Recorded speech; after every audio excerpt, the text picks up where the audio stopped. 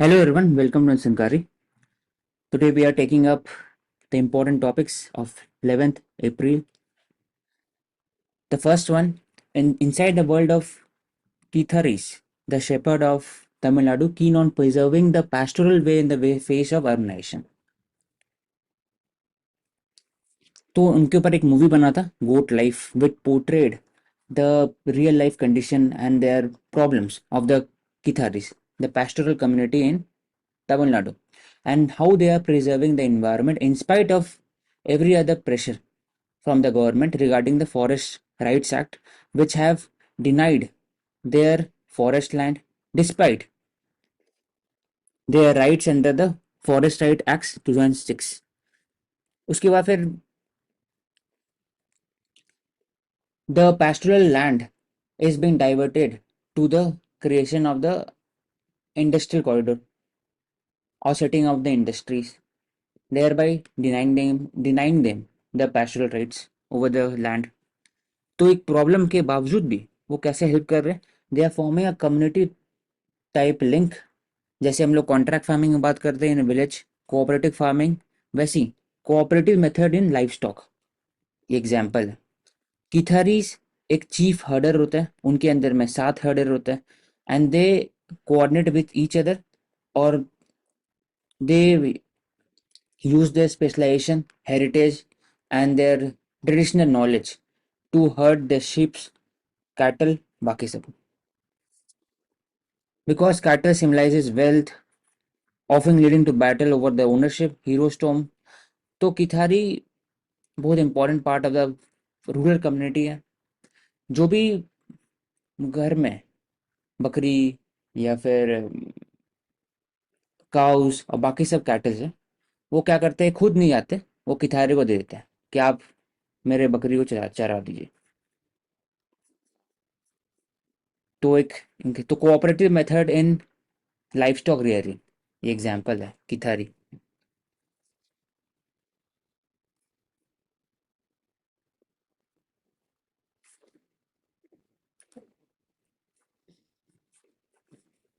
किथारी comes from Kithu litter, Tamil Nadu district में. They are head of the stable. Sangam literature भी नाम है इनका.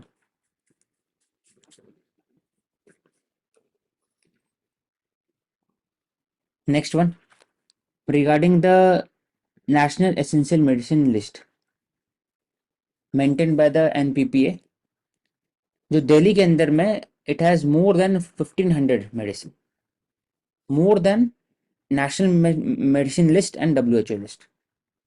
बोला है कि हर 2 साल में रिवाइज होना चाहिए, लेकिन लास्ट रिवाइज हुआ 2013 में. प्रॉब्लम क्या है कि जब ज़्यादा मेडिसिन होता है लिस्ट के अंदर में, तो इट क्रिएट्स शॉर्टेज, क्योंकि हर एक मेडिसिन के they are not easily available. Stock manage करना बहुत मुश्किल होता है, और जो स्टॉक मैनेज करना उसका स्टैंडर्ड कैसा होना चाहिए, सब स्टैंडर्ड ड्रग्स है, उस पर एक चैलेंजेस है. तो पूछा जाता है कि आप कुछ मेडिसिन है दैट इज नॉट यूज और बहुत कम यूज होता है, तो it should be deleted.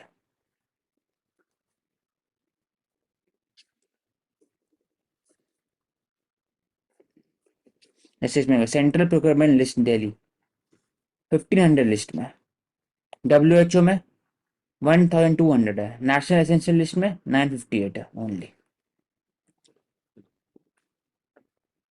Total formulation, total drugs तो 500 ड्रग्स, अब 500 है approximately national essential medicine list में. तो बोला ही जाता है 1520, लेकिन दिल्ली हॉस्पिटल में कितना है, 450, और डिस्पेंसरी में 165. तो जितना बोला गया, जितना मैंडेट है, उससे बहुत कम है. तो एक प्रॉब्लम होता है. तो इसलिए जब इसका बात किए थे ड्रग से रिलेटेड, तो भी डिस्कस की हर एक डिस्ट्रिक्ट हॉस्पिटल के अंदर में एक डैशबोर्ड होना चाहिए, पता होना चाहिए कि कौन कौन ड्रग अवेलेबल है कि नहीं, या online site ONDC only for the drugs IW district level. तभी जाकर के आपको पता लग सकता है कि कौन से ड्रग कौन से जन औषधि से मिलेगा, कौन कहाँ से प्रोक्योर कर सकते हैं. ऐसे होता है कि ये हॉस्पिटल में मिलता है, दूसरे हॉस्पिटल में नहीं मिलता है. तो वो हो गया. फिर ड्रग इंस्पेक्टर का रोल होता है इसमें. फिर maintaining of the buffer stock in the medicine also, एक इसका बात कर सकते हो। Peter Higgs, important personality regarding the physics, theoretical Yeah, model. Ashik, I would add up national list of essential medicines में, so it is released by the Ministry of Health and Family Welfare। और जो national pharmaceutical pricing authority है, तो जो prices है ceiling prices होते हैं इसी लिस्ट के अंदर, तो उससे कम प्राइसेस पे बेचा जाता है।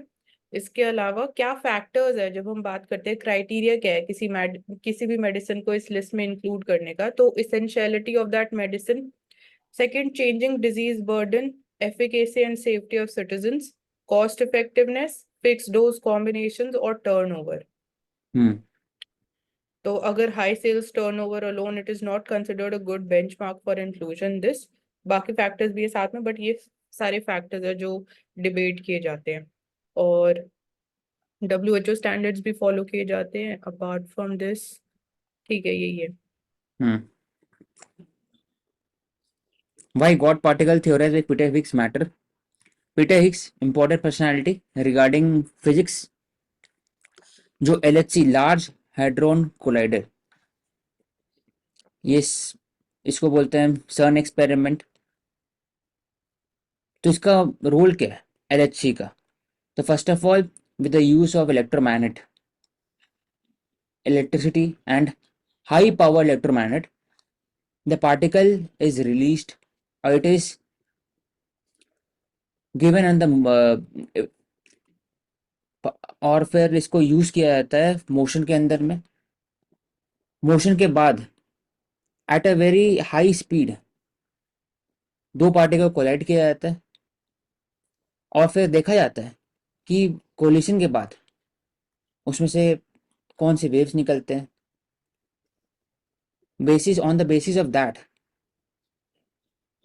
पता लग सकता है कि जो पार्टिकल है उसके सब पार्टिकल है कि नहीं।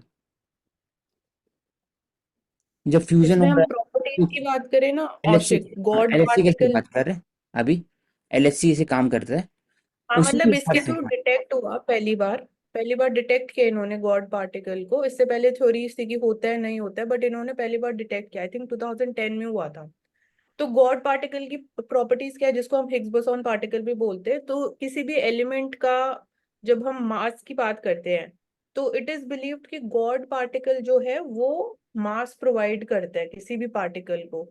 कोई भी हो, मतलब कोई भी फंडामेंटल पार्टिकल हो सकता है, तो ये जो प्रॉपर्टी है वो इसके थ्रू होती है। तो हिग्स बोसॉन फील्ड भी होती है, जितनी ज्यादा इंटरेक्शन होगी तो उतना ज्यादा मास या वेट होगा किसी भी पार्टिकल का।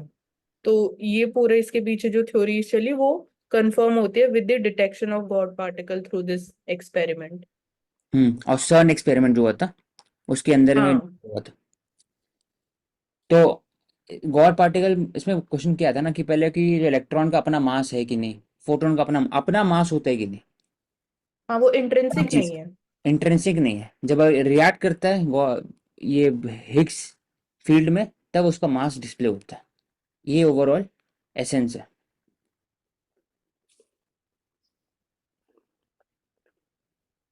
और जो एलएचसी है वो नाम में है large hadron collider, 27 kilometre ring है with the help of superconducting magnet. It accelerate the particles in a circular motion. उसके बाद फिर इट जिस कितने तक करता है, close to the speed of light, and on that speed they are made to collide.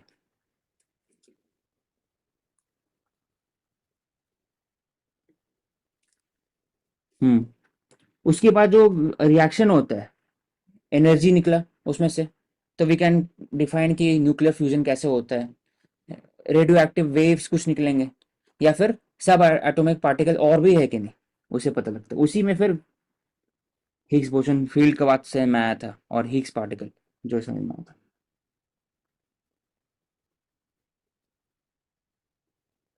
तो सर्न एक्सपेरिमेंट है, ठीक है। ऐसे लिखा हुआ था, photon which is light particle, photon can be a wave और particle, does not interact with this field at all and is thus massless. लेकिन अदर पार्टिकल जैसे electron and proton, they do interact and have mass.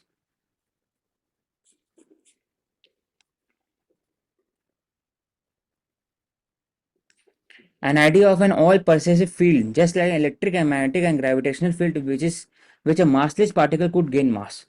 खुद नहीं होता, intrinsic नहीं है, they do not have mass within themselves. वो जब interact करते हैं तब मास होता है. ये कॉन्सेप्ट ऑफ हिग फील्ड है एंड हिग्स पार्टिकल. और ये जो LHC है कहाँ लोकेटेड का है? Border of France and Switzerland, तो भी पता होना चाहिए.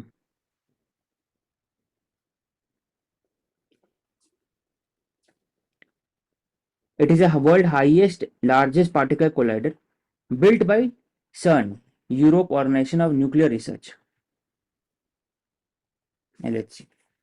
इंडिया मेंबर है इसका.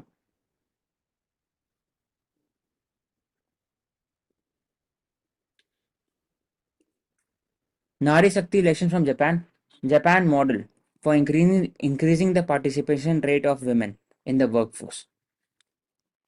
For example, डेटा दिया हुआ है कि द वुमेन पार्टिसिपेशन रेट 64% था, अभी 75% हो गया 23 में आकर के. तो कैसे करना चाहिए? तो first of all, Japan government is investment in the day care facility, child health care. It is investing more and more $26 billion. दूसरा, Japan's act on promotion of women in participation and advancement in work place. इसका rule रहा है कि 5 star system दिया जाएगा that for the companies that is compliance to the workforce mandate. हर एक company चाहे कि ज़्यादा से ज़्यादा वीमेन काम करे उनके अंदर में, तभी उनको 5 स्टार रेटिंग दिया जाएगा. तो दूसरा ये हो गया.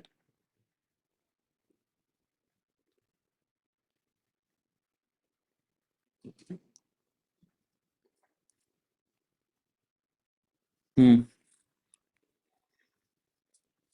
लेकिन इसमें बात किया जा रहा है कि जापान लर्निंग से हम लोग क्या सीख सकते हैं. पहली बात है कि bridging the gender gap in domestic and care work. For example, creche facility, child care infrastructure, ताकि वुमेन काम कर सकती है जाकर के. दूसरा, home paid leave should be given, और मैटरनिटी लीव जो सिर्फ वुमेन के लिए हो, मेल को भी होना चाहिए. Changing the people's mindset around the social norms. सिर्फ और सिर्फ आप पॉलिसी इंप्लीमेंट नहीं कर सकते, एटीट्यूडनल चेंज चाहिए. For example, gender neutral parental leave is not sufficient. Enhancing uptake among the men requires employer-led approach that dispels gender stereotype around the care work. मतलब main का भी रोल बढ़ता है regarding the homework, और उनको भी साथ साथ काम करना चाहिए. केयर इंफ्रास्ट्रक्चर में इन्वेस्टमेंट जरूरी है, not only child care but Elder care, domestic work, सब में. जापान इसको यूज करते हैं, तभी जाके उनकी वहां पर एल्डरली पर्सन बढ़ते जा रहे हैं. इंडिया में भी आफ्टर 2045 एल्डरली पर्सन बढ़ेंगे as a percentage of the population. That is why we need more and more social security for the elders. तो वो सीख सकते हैं वहां से. तो 5 pillar strategy CII, confederation of Indian industry और कर्मनिया काउंसिल ने बनना है. पहला है कि gender neutral and paternity leave policy होना चाहिए. Subsidies for giving providing care services, both child care, Elder care etcetera, home care. Investment in public and private sector care service, skill training and quality assurance. तभी जाके जो overall women workforce है वो बढ़ेगा. अभी 37% है, वो बढ़ के 45-50 भी आ सकता है. India and Japan have the highest gender gap in the unpaid care, with women performing 8.4 times the amount of unpaid work in India, valued at 15 to 17% of GDP.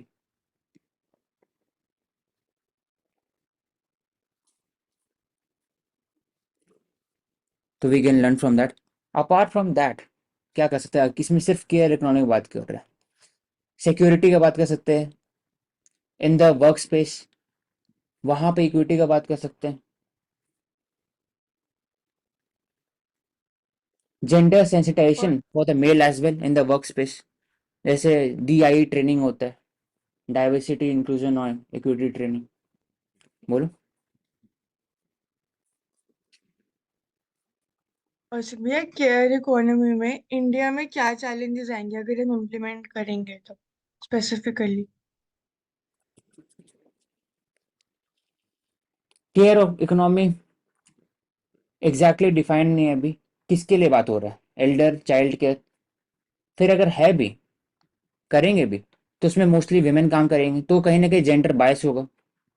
जैसे for a nurse sector, palliative, curative, child care, creche, elder, post treatment. तो इतने सारे care factors होते हैं, तो उसमें women dominated रहेंगी, तो उनके हिसाब से कोर्सेस हो सकता है। तो it should B gender neutral, और ज़्यादा से ज़्यादा एटीट्यूडनल चेंज करना चाहिए among the main regarding the care economy. तीसरा बोल सकते हैं कि केयर इकोनॉमी तभी होता है जब बेसिक नेसेसिटी पूरा होता है लोगों का। For example food, shelter, jobs create होगा, तो आपके पास जो पैसा बचता है, तो you will invest in the social security after 60 years। ऐसे तो मैक्सिमम 80 करोड़ पीपल इंडिया में है, वो PDS पे डिपेंडेंट है, फूड ग्रेन पर डिपेंडेंट है। तो लॉन्ग टर्म सोचेंगे थोड़ी 65 years के बाद पोस्ट रिटायरमेंट क्या होगा। वो तो सिर्फ middle class, lower middle class वो सोचता है। तो एक चैलेंजेस वो भी।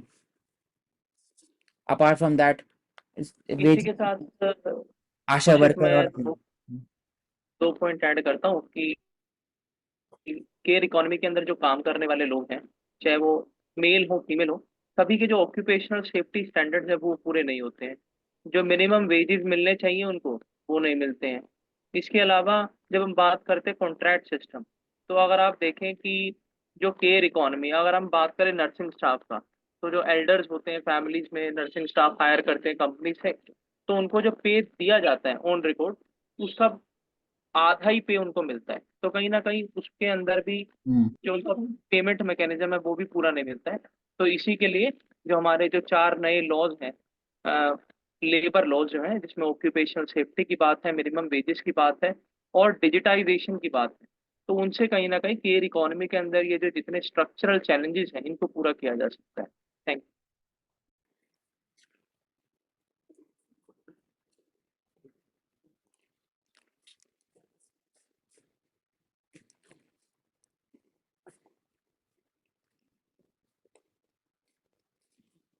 IIM Ahmedabad among world 25 for top 25 और मैनेजमेंट स्टडीज। तो इंडिया का रैंकिंग इसमें सेकेंड स्टॉप में इन द एशिया। 69 यूनिवर्सिटी है जो फीचर करती है in the QS world university, only after China, 101। तो इसको और कैसे बढ़ा सकते हैं, तो फर्स्ट ऑफ ऑल इसमें दो फैक्टर आते हैं। Investment by the higher education institution और अक्रॉस द ग्लोब, वो इन्वेस्ट कर सकते हैं, इंडिया में MOU साइन कर सकते हैं। दूसरा आता है कि कॉन्ट्रैक्ट बेसिस पर हायर कर सकते हैं, interaction between the both student and professor और बोथ द यूनिवर्सिटी, उसमें प्रमोट कर सकते हैं। मैनेजमेंट है, और आपको ऐड करना है तो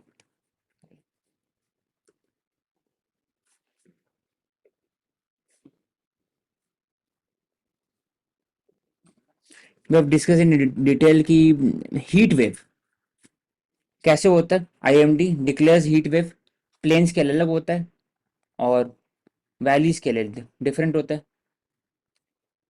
रोजमर्रा की जिंदगी में अगर 6 डिग्री से ऊपर, तो उसको हीट वेव बोला जाता है, 2-3 दिन से ज्यादा।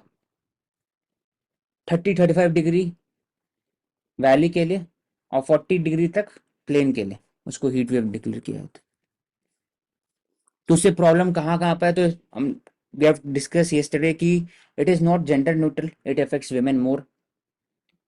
वाटर स्कैसिटी होता है, न्यूट्रिशन चैलेंज होता है, it creates issue in the food security, food production कम हो जाता है, प्रोडक्टिविटी कम होता है इसी कारण भी। That is why heat related death present a public health challenge, it is also public health. Civil society and state must protect the most vulnerable. Total heat wave days बढ़ते जा रहे हैं ओवर द ईयर्स, 42 डेज से 190 days हो चुके हैं अभी। NDA में have reported number of death as only 4 in 2020, लेकिन अनरिपोर्टेड डेथ ज्यादा है। ऐसे मिनिस्ट्री ऑफ अर्थ साइंस की बात किया है तो 1200 लोग मरे हीट वेव में, more than cyclone, more than cyclone funny, Amphan, बाकी सब। तो ये हिडन है, hidden death in the heat waves. तो जो टैकल कैसे कर सकते हैं, तो first of all short term के लिए और लॉन्ग टर्म के लिए डिफरेंट है। शॉर्ट टर्म के लिए more and more urban space में we need to create urban forestry, water park नहीं, वाटर एक्विफायर रिचार्ज फैसिलिटीज होना चाहिए, मोर प्लांट्स, मोर ट्रीज के कारण जो बेसिक डिफरेंसेस और टेम्परेचर को 6 to 7 डिग्रीज कम हो जाता है। जहाँ पर शेड है, जहाँ पर शेड नहीं है, उससे इम्पैक्ट होता है। नेशनल एक्शन कूलिंग प्लान जो बात करते हैं renewable source of energy, rooftop solar, use of energy efficient AC, coolers etcetera. Coolers का प्रावधान कर सकते हैं, जब लैपटॉप दे रहे हैं, मोबाइल दे रहे हैं सब्सिडी के अंदर, कूलर्स भी दे सकते हैं। उससे लोकल इंडस्ट्री बढ़ेगा और आप दे भी सकते हो ड्यूरिंग द हीट वेव। उसके बाद earth use of sustainable material, earthen pot for drinking water, फिर अर्दन रेफ्रिजरेटर, अगर किसी घर में रेफ्रिजरेटर नहीं है तो उसमें बात कर सकते हैं। अपार्ट फ्रॉम दैट जो लॉन्ग टर्म मेजर्स है वो पंच मिशन है to deal with the climate crisis, और एफॉरेस्टेशन हो गया, कार्बन कैप्चर, कार्बन सिक्वेस्ट्रेशन, यही सब है यहाँ पर बेसिक। हाँ, यहाँ पर एक चीज मैं ऐड करूंगा कि apart from these measures civil society का क्या इंपॉर्टेंट रोल है। अब सिविल सोसाइटी के अंदर हमारे इंडिविजुअल कॉरपोरेट्स भी हैं, हमारी रिलीजियस एसोसिएशन भी हैं, जिसमें इस्कॉन से लेकर गुरुद्वारे तक हैं। वो अपने लेवल पर करते भी हैं। तो कहीं ना कहीं जो स्टेट एडमिनिस्ट्रेशन है उसको उनको सपोर्ट करना चाहिए, और करता भी है, कि किस तरीके से आप प्याऊ लगवाएं। ग्राउंड रूट लेवल पर तो यही होता है, हीट वेव से बचने के लिए आप हर जगह प्याऊ लगवाइए, थोड़े थोड़े डिस्टेंस पर मटके रखवाइए, जिसका अर्दन फूट का भी आपने जिक्र किया। इसके अलावा जो लोग रैन बसेरों में रहते हैं, जो लोग घरों में रहते हैं वो तो एसी अफोर्ड कर सकते हैं, वो तो कूलर अफोर्ड कर सकते हैं, लेकिन रैन बसेरों में रहने वालों को क्या, वो तो टीन की शेड होती है वहां पर। ये जिम्मेदारी under the DPHP of the state की वो इंश्योर करे लिवेबल कंडीशन वहां पर रहे। तो वहां पर आप जो है कम्युनिटी पार्टिसिपेशन के बिहाफ पर कूलर प्रोविजनिंग करवा सकते हैं, अर्दन पोर्ट लगवा सकते हैं, और बहुत सारे ऐसे हमारे प्राइवेट ऑर्गेनाइजेशंस भी हैं जो सीएसआर फंडिंग भी इन्हीं चीजों के अंदर करते हैं। तो उसको भी इस फॉरवर्ड मतलब इसी तरीके से स्ट्रीमलाइन करके हीट वेव को डील करना चाहिए, और जो एनडीएमए की हीट गाइडलाइंस हैं उनका वहां पर भी फॉलो होना। Thank you. True. Apart from that last जो एक और लिखा हुआ है, updated heat action plan for every district create होना चाहिए, state and district heat action plan. क्या बताइए कि कैसे आप टैकल करेंगे हीट वेव को अवेयरनेस कैंपेन के through. And they should talk more, they should focus more on vulnerable section of society, pregnant women, elderly, those having morbidity, comorbidity, and disease such as diabetic heart disease, बाकी लोगों को। तो updated heat action plan for every district and state.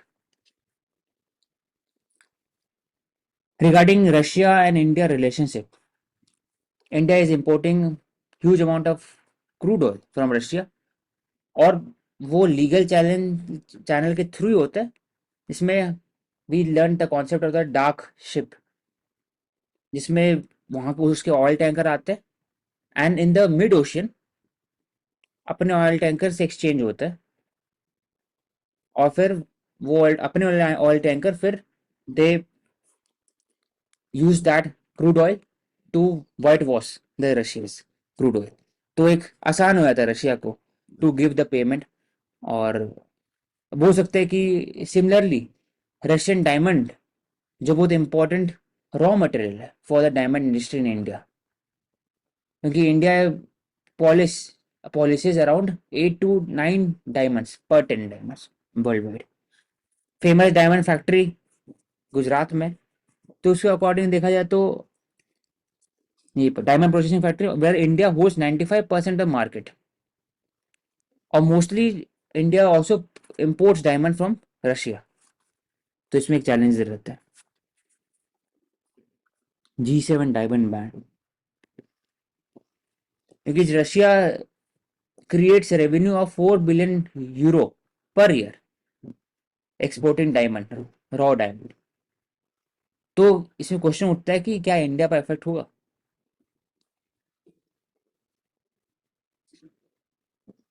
हम्म तो सबका solution निकलता है। Affect तभी हो सकता है जब पेमेंट डॉलर में हो या यूरो में हो, किसी और चीज में हो। अगर पेमेंट रुपीज रूबल में या कुछ थर्ड पार्टी करेंसी युआन में, तो नहीं हो सकता। दूसरा कि what they have discussed with Belgium, trade economic cooperation, semiconductor, cyber technology, UNSC reform, multilateral cooperation. So all these things are very common to what India discusses with small and rich developed European countries. इसमें हम बात की कर नहीं भी सकते पता हैं है तो कि we जो can derive that, कोई भी कंट्रीज के हम्म साथ डिस्कस कर सकते हैं। क्वालिटी ऑफ जो क्रूड ऑयल हम रशिया से इंपोर्ट कर रहे हैं, उरल्स माउंटेन से सबसे ज्यादा आ रहा है, तो it is having low sulphur content. And उसकी वजह से मतलब सल्फर कंटेंट जितना कम होगा तो उतना ज्यादा वो स्वीट होगा, सल्फर कंटेंट हाई होगा तो वो सार होगा। तो वो क्वालिटी मतलब वेरिएशन होती रहती है उसमें, बट अगर sulphur content in terms of percentage बोले तो इट इज 1.35% से 1.6%। तो ये वाला अगर इतना सल्फर कंटेंट है तो इट वुड बी सार इन नेचर, मतलब कि वो फिर हाई सल्फर कंटेंट कंसिडर किया जाता है। तो ऐसा कुछ फिक्स्ड नहीं है कि फिक्स्ड इतना ही होता है, वो वेरिएशन उसमें करते रहते हैं। हम्म ठीक है। Next, understanding perspective about the farmer protest. तो 59% ऑफ रेस्पोंडेंट, ये सर्वे हुआ था उसमें बात हो रहा है सिर्फ, तो not much required, but 59% of respondent acknowledge कि फार्मर के पास राइट्स है उनको ग्रीवांसेस अब रखने का। और many of them have supported, majority of people support the farmer protest on the challenges कि MSP मिलना चाहिए, लीगलाइजेशन होना चाहिए, उनको रेगुलेशन नहीं मिलता है। क्योंकि many of them in the rural household, 63-60%, that are dependent directly on the agriculture and allied services, that is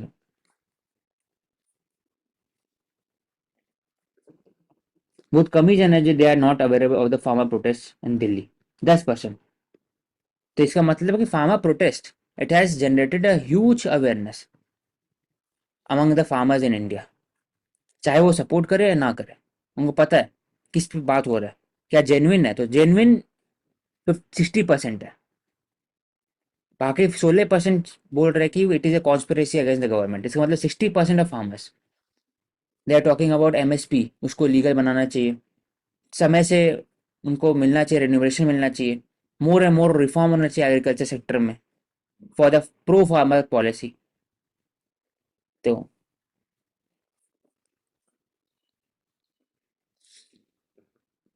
on unemployment in Indian state, PLFS survey 2023, it talks about the unemployment ratio। तो गोवा में सबसे आते हैं, unemployment rate is more than 3 times of national average, सबसे ज्यादा गोवा में almost 10%, फिर Kerala, Haryana, Punjab sector.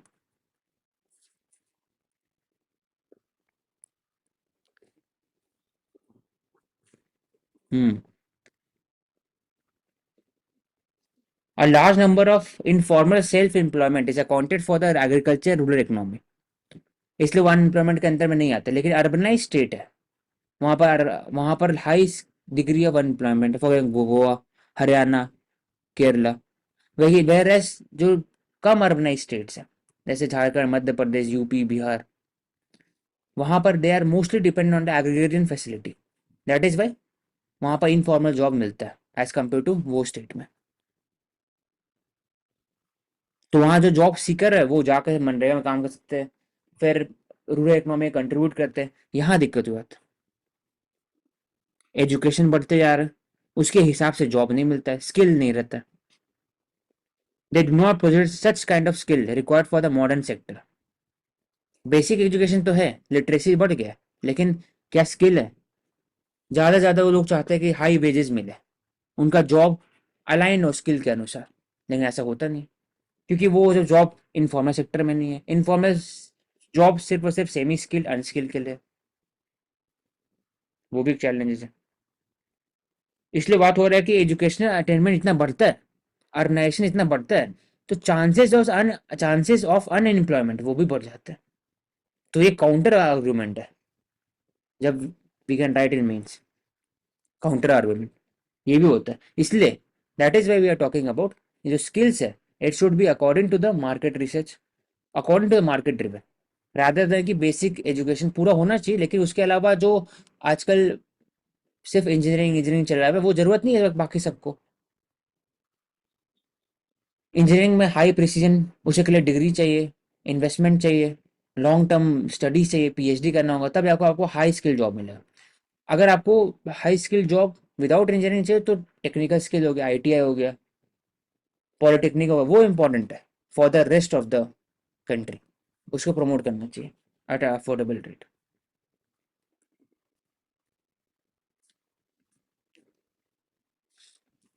Kachativo Island demands thinking outside the box. So we have discussed this one. तो बात कर ले बॉटम ट्रॉलर्स के बारे में। It has been banned in Sri Lanka. No fish available on Indian side of Palk पे। तो जाते थे वहां पर और उनको फिर they were detained by the Sri Lankan navy. तो बोला जाता है कि if India is talking about renegotiating the Katchatheevu वो अग्रीमेंट, तो श्रीलंका जा सकते हैं। They can file in the ICJ as as the Philippines did against China few years ago. India का जो इमेज है regarding the global south leadership बाकी सब भी, वो इम्पैक्ट हो सकता है।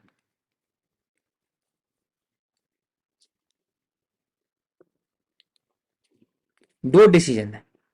पहली बात है कि the Palk Bay is not a barrier but the bridge between India and Sri Lanka. इसको कॉमन हेरिटेज डेवलप कर सकते हैं। फर्स्ट क्या है कि Indian government of India to ban all fishing equipment which are banned in Sri Lanka.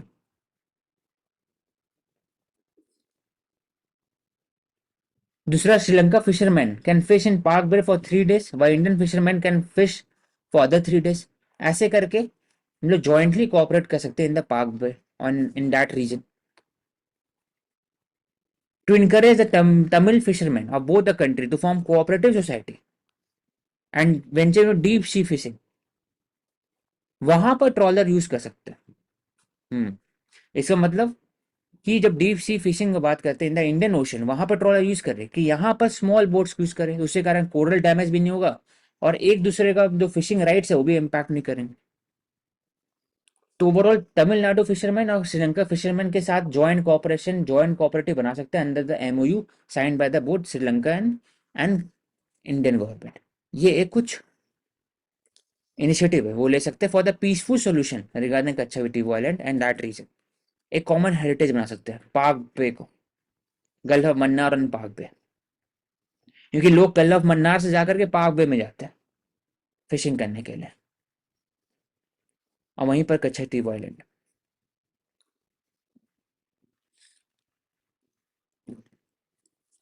Basic employment, basic necessity of life पूरा होता है शेल्टर, फूड और जॉब से। आपको मन मिलता भी मनरेगा, फूड के लिए पीडीएस, शेल्टर के लिए पीएम आवास, लेकिन डिग्निफाइड ह्यूमन इकोनॉमिक लाइफ है आपका, वो क्वेश्चन उठता है। वो डिपेंड करता है आपका क्वालिटी ऑफ लाइफ।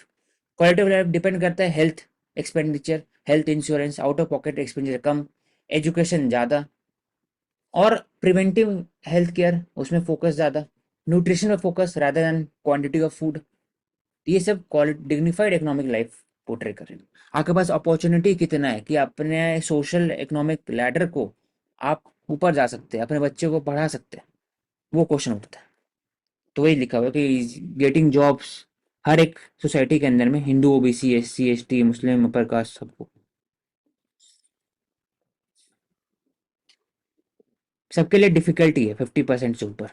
कोई भी एक ऐसे कोई इंडिया में ऐसे बोला जाता है ना कि अपर कास्ट है तो आपको प्रिविलेज ज़्यादा है, लोअर कास्ट से प्रिविलेज कम है, तो आपको ज़्यादा दिक्कत होगा। लेकिन अगर जॉब्स का बात किया है, सबके लिए डिफिकल्टी है, सेम है, चाहे वो मुस्लिम रहे, चाहे हिंदू रहे, SC ST OBC, अप्रोक्सीमेटली 50% का अराउंड। प्राइस राइज सबके लिए सेम है, ऐसा नहीं कि अपर कास्ट के लिए प्राइस राइज बहुत कम इम्पैक्ट करता है, सबके लिए सेम है, अप्रोक्सीमेटली सेम है, 65% 68 का अराउंड।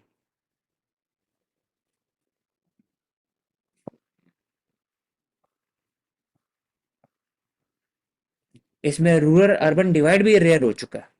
प्रॉब्लम क्या है कि रूरल एरिया में है तो आपको फील्ड बहुत कम है, लैंड बहुत कम है, टिलिंग बहुत कम चाहिए, लोग ज़्यादा है, तो there is a migration, outward migration उस जॉब क्राइसिस। अर्बन में क्या है, एजुकेशन बढ़ते जा रहा है according to the mismatch, education और स्किल का मिसमैच के कारण वहां भी अनएम्प्लॉयमेंट है, दोनों तरफ they are getting, jobs have become very difficult.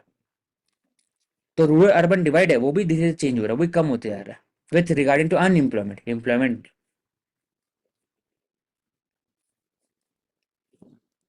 इस सर्वे का बात हो रहा था।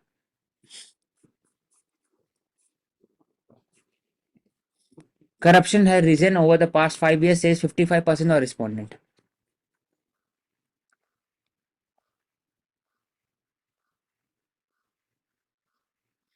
तो क्वेश्चन पूछा गया, इंक्रीज 55%, 40% पहले, हर जगह, village level, town level, city level, अलग अलग में उन्होंने बोला। पुअर, लोअर, मिडिल, रिच, सब पे इम्पैक्ट करता है, ऐसा नहीं कि रिच पे कम करेगा, पुअर पे ज्यादा करेगा, सब में 58% आएगा अप्रोक्सीमेटली करप्शन। सबसे ज्यादा union government, state government, both 56%।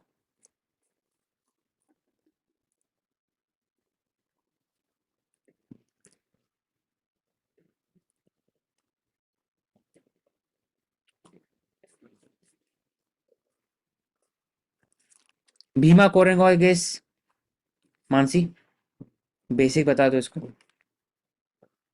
ये 2018 में हुआ था।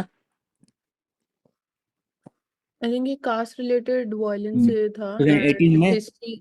हाँ, हम्म तो वो महाराष्ट्र में। महाराष्ट्र में भीमा और कोरेगांव एक जगह, तो हाँ बोलो। और I think it is related to doctor B.R. Ambedkar also. Modern India में भी इस टाइम पे कुछ स्ट्रगल या फिर कुछ हुआ था, इसमें माहर, इसीलिए। बेसिकली क्या हुआ था कि जो पेशवास थे वो मराठा के साथ में थे। Mahar, they were included into the British army. तो महार बोलते हैं कि पेशवा को जब हरा है तो वो एक तरह से सोशल स्ट्रक्चर, जो कास्ट स्ट्रक्चर जो तोड़े, तो उसी के लिए लिबरेशन हुआ। लेकिन जो पेशवा बोलते हैं कि महार ने सपोर्ट किया ब्रिटिशर को, इसलिए वो डिससेडिशन है, इसलिए वो गद्दार है, अगर मैं कोट अनकोट बोलूंगा तो उस पर ही चर्चा, उस इशू हुआ। दोनों का अपना अपना व्यू पॉइंट है रिगार्डिंग भीमा कोरेगांव। महार कम्युनिटी ने किसको डिफीट किया? पेशवा को, Marathas, because they were part Bajirao of two British army. Poona. हाँ, पूना।